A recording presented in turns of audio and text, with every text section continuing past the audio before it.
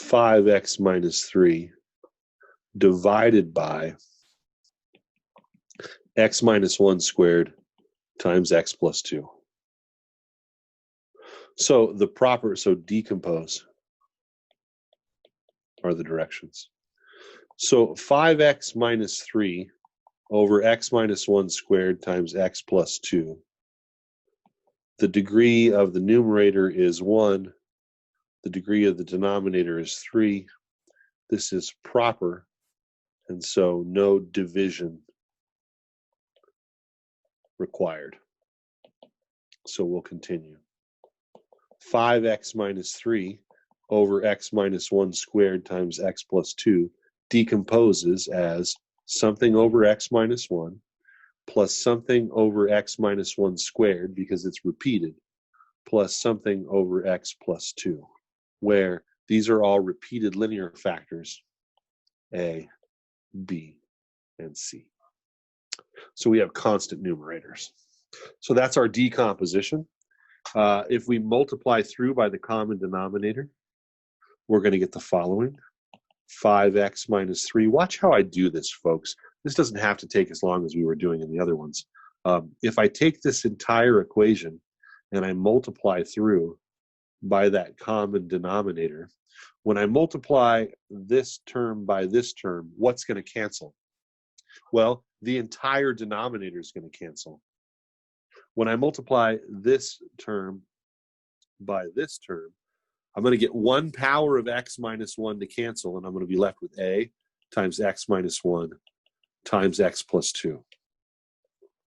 When I multiply by the middle term, I'm going to get, let me move this down a little bit. I'm kind of running out of room here. I'm going to get b left. Both factors of x 1 squared will cancel, and I'll be left with x plus 2. And then finally, when I multiply through by the c factor, the x plus 2's will cancel, and I'll be left with x minus 1 squared. Or get a common denominator and set the numerators equal. You'll get the same thing. So again, this is really, if you want, this is just the same thing, but I left out x minus 1 squared times x plus 2 and x minus 1 squared times x plus 2. So again, I really am just setting these numerators equal to each other, but I'm trying to save time anywhere I can. So let me copy that. Duplicate. Now, I would like to use the cover-up method here, but it's not always going to work out so great because of these repeated factors. So let's use option 1 here. We're going to have to multiply this out.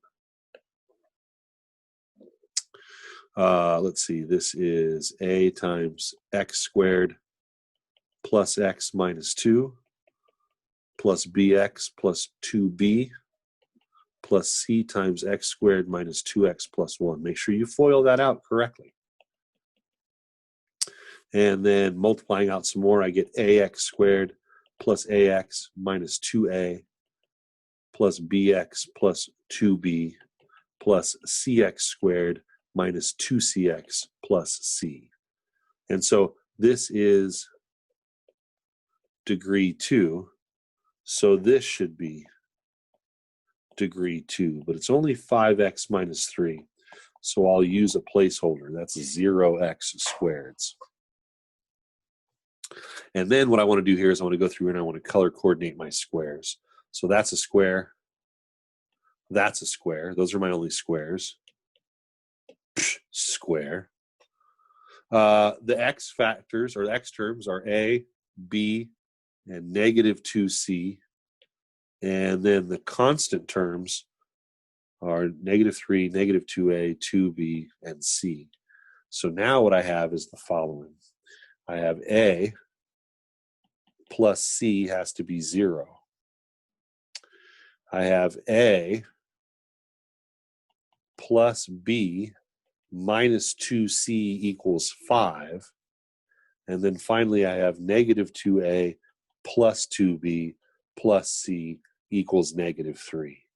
And now substitution's not going to cut it, right? This is for real.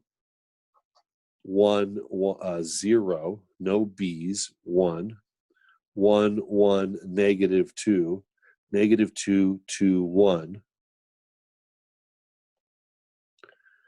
A, B, C, 0, 5, negative 3. Now, quite secretly yesterday, I showed you guys how to use your calculator if you came to the live session. And there's no reason why you couldn't use your calculator here to do this. But we may have to resort to violence. Let's crank this out really quick.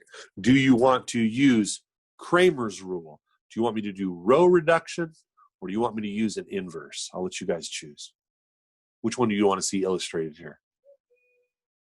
Row reduction. Row reduction is probably the fastest way to do it. So instead, let's go with A augmented instead of AX equals B. And so the augmented matrix is 1, 0, 1, 0, 1, 1, negative 2, 5, negative 2, 2, 1, negative 3. And we'll just start doing some damage. So here is my pivot, and we're going to pivot with it and eliminate those two positions as quick as we can. So this is row equivalent to 1, 0, 1, 0. We'll do row 1 minus row 2 is my new row 2, and that will give me 0, negative 1, 3, negative 5. And then we'll do twice row 1 plus row 3 is my new row 3. And that'll be 2 plus negative 2 is 0, 0 plus 2 is 2, 2 plus 1 is 3, and 0 plus negative 3 is negative 3.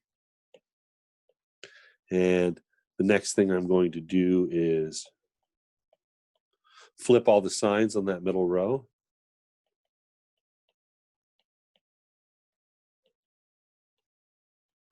So negative row 2 is my new row 2. Let me move this up a little bit. Maybe it can fit just a little bit more on here.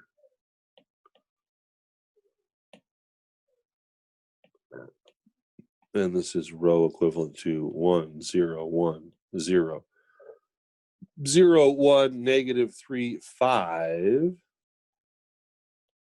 And now I'm going to take that pivot and I'm going to eliminate that 2. And so I'm going to do twice row 2 minus row 3 is my new row 3. And that'll give me 0, 0. 2 of those minus that is negative 9. 2 5s minus negative 3 is 10 minus negative 3, which is 13. And now we'll start back solving. So row 3 says negative 9C is equal to 13. So C is negative 13 ninths. It's not pretty, but that's what happens when you make up problems. Row 2 says B minus 3C is equal to 5.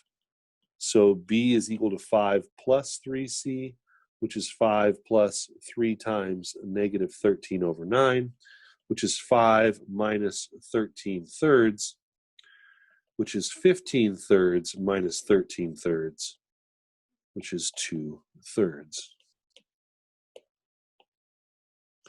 And then finally, row 1 says A plus C equals 0.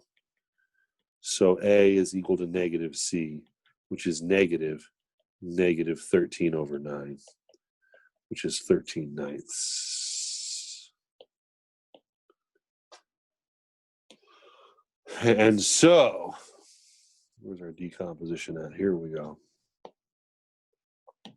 Doop.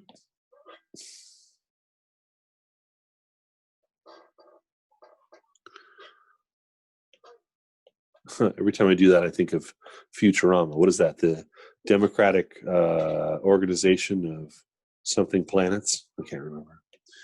Anyway, so this is what we have. A is 13 over 9. So this is 13 over 9 times x minus 1, plus b, which is 2/3 over x minus 1 squared, plus c, which is negative 13 over 9 over x plus 2. But you'd probably see it written this way: 13 over 9x minus 9 plus 2 over 3 times x minus 1 squared minus 13 over 9x plus 18. If you rewrite that so that they aren't complex fractions. And that's our decomposition for this problem.